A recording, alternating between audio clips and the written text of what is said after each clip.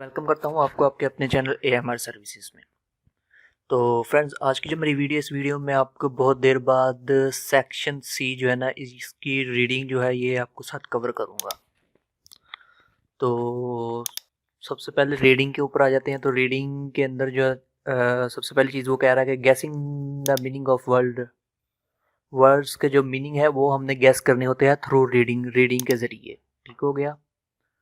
तो थोड़ा scroll down कर लेते हैं इसको। तो आगे वो कह रहा है कि many learners of English gets worried or confused when they come across a difficult word। जब वो कोई भी difficult word देखते हैं तो वो confuse हो जाते हैं बहुत से learners जो होते हैं English के। They wants their teacher to translate or explain every word। वो चाहते हैं कि उनके टीचर हर वर्ड का जो है ना वो इंग्लिश को ट्रांसलेट करे। They do not know or they look up for meaning of every unknown word in dictionary। वो हर एक वर्ड को जो है ना वो डिक्शनरी के अंदर जाकर नहीं देख सकते। तो dictionary is a great tool. Dictionary जो है वो ग्रेट टूल है। बट लेकिन if you rely too much, लेकिन आप बहुत ज़्यादा रिलाई करेंगे डिक्शनरी के ऊपर, देन फिर you would not be able to become a effective and fast reader। तो आप एक effective और fast reader जो है ना वो नहीं बन सकेंगे। You need, आपको ज़रूरत है to infer or guess the meaning of word। आपको ज़रूरत है मीनिंग गैस करने के, मीनिंग्स यानी कि गैस करने के थ्रू कॉन्टेक्स्ट के ज़रिए और सिचुएशन के ज़रिए इन विच इट इज़ प्लेस्ड, जो पैराग्राफ के अंदर दिया हुआ है।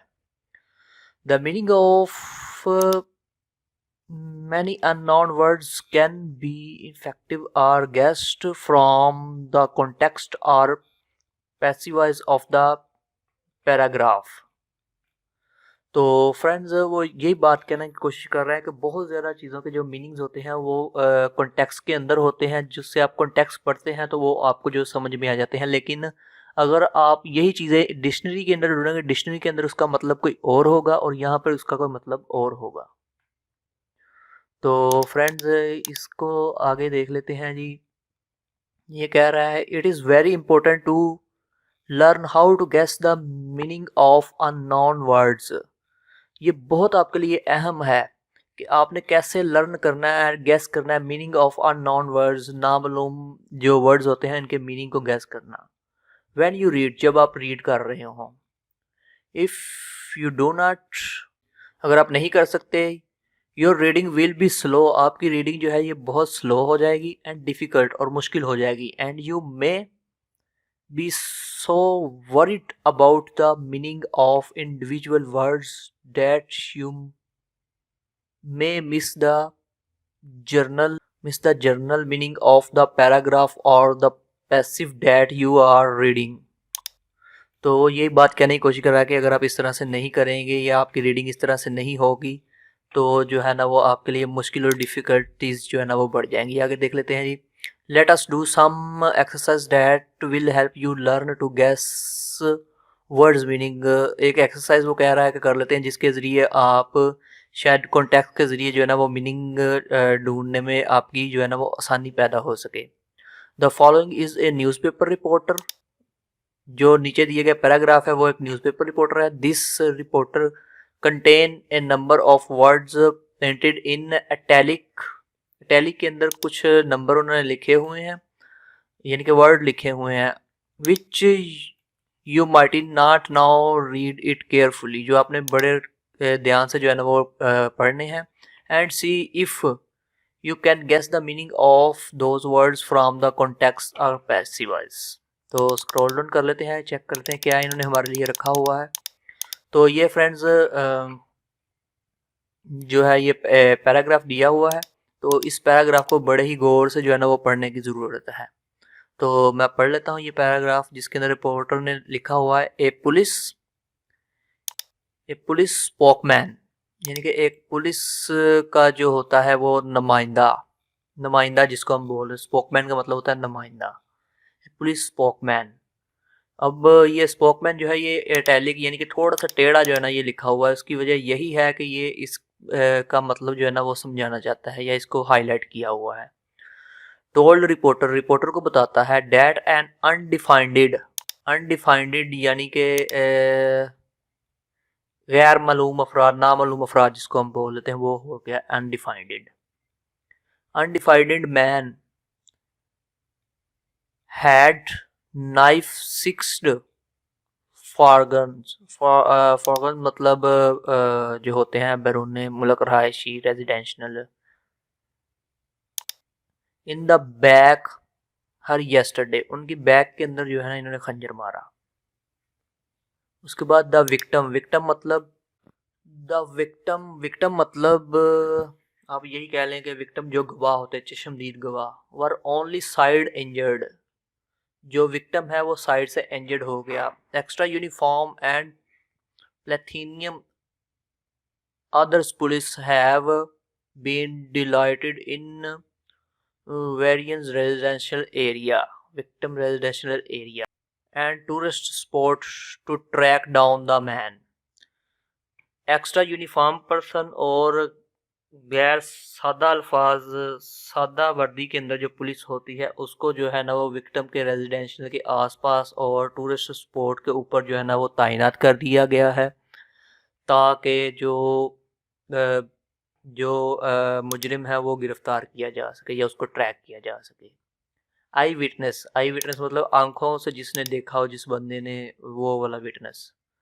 सेट डैट द सालिएट यानी कि जो मुलजिम है, वाज इन हिज अर्लीस्ट 20 यानी कि 20 से 25 साल के दरमियान, हैड फेयर स्किन है उसकी, एंड शॉर्ट हेयर, छोटे बाल हैं, एंड वर ग्लासेस, और ग्लासेस पहनता है। One of the victim said, एक और विक्टिम ने बताया है, he did not see his silhouette, उसने जो है ना वो मुलजिम को नहीं देखा, but felt a sharp knife thrust यानी कि एक खंजर जो है ना वो तेज खंजर जो है ना वो गोंपा thrust into his left side, उसकी जो है ना वो बाईं तरफ। I held a taxi and went to the hospital, he said, उसने कहा मैंने टैक्सी ली और मैं जो है ना वो हॉस्पिटल की तरफ चला गया। तो फ्रेंड्स आगे exercise number 3, here is the list of 15 words from the above newspaper, newspaper reporter, newspaper reporter के अंदर ये 15 वर्ड्स है, तो जिनका जो है ना वो आपने आगे कॉलम दिए हुए हैं और कॉलम के अंदर आपने इनको जाके मैच करना है। तो फ्रेंड्स मैंने आपको, उम्मीद तो है कि बहुत अच्छे तरीके से ये बता दिया है कि इसका क्या मतलब है, इसका क्या मतलब है, आप बड़े इजीली इसको जो है ना वो आपस के अंदर कर सकते हैं, लेकिन फिर भी मैं पढ़ के बता देता हूँ। स्पोकमैन, स्पोकमैन मतलब नामालूम अफराद, अनडिफाइंडेड यानी कि ना, हाँ, स्पोकमैन मतलब होता है एक नुमाइंदा किसी कंपनी का या किसी जगह का जो नुमाइंदा होता है ना उसको कहते हैं स्पोकमैन। उसके बाद होता है अनडिफाइंडेड यानी कि नामालूम। उसके बाद टू नाइफ समवन, इसका यही मतलब होता है कि नाइफ किसी को जो है ना वो मारी। उसके बाद विक्टिम, विक्टिम का मतलब गवाह। साइडली, साइडली का मतलब होता है कि अचानक। उसके बाद एंजेड, एंजेड का मतलब होता है ज़ख्मी। उसके बाद यूनिफॉर्म्ड, यूनिफॉर्म्ड का मतलब होता है कि आपने जो है ना वो यूनिफॉर्म पहना हुआ हो। उसके बाद पेन कोर्थर और टू डिलाए। उसके बाद residential, to track down, eyewitness, इनके ये सारे मतलब है, आपने इसको जो है ना वो अच्छे तरीके से रीड करके इसके साथ मैच कर लेना है। और देन मैच करने के बाद आप आगे आ जाते हैं exercise number 22। In this newspaper reporter you must have notice how a noun, यानी कि आपने इसके अंदर देखा होगा कि क्या चीज़ नाउन है और क्या चीज़ वर्ब है। अब आगे वो जिक्र करने जा रहा है कि वर्ब के अंदर क्या चीज़ इस्तेमाल होती है और नाउन के अंदर क्या चीज़ इस्तेमाल होती है। तो फ्रेंड्स आगे वो कह रहा है कि a knife can also be used as a verb.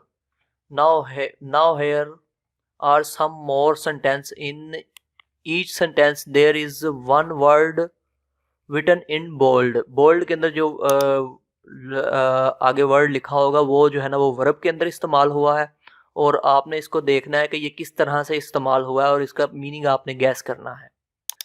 तो थोड़े से मैं आगे पढ़ लेता हूँ। फर्स्ट नंबर पे है द नर्स व्हील्ड। व्हील्ड का मतलब क्या होता है? व्हील का वैसे मतलब होता है पहिया, लेकिन जब ये वर्ब के अंदर आता है व्हील्ड तो उसका ये मतलब होता है कि व्हीलिंग, पेशेंट को ले जाते हुए। Wheeled the patient into the operation room. ठीक हो गया। नंबर 2 के ऊपर child like those because they R code with sugar. बच्चे टॉफी जो है ना वो लाइक करते हैं बिकॉज इसके ऊपर शुगर का कोड हुआ है। उसके बाद इट इज़ वेरी सफाइट in air, I think we should air the room. तो इस तरह से आपने ये सारे पढ़ लेने हैं तो आपकी एक्सरसाइज जो है ना वो कंप्लीट हो जाएगी, लेकिन हाँ पढ़ने ज़रूर है। उसके बाद एक्सरसाइज नंबर 23, ये मैं जस्ट आपको समझा देता हूँ। Think of name from different parts of the body which can be used as a verb.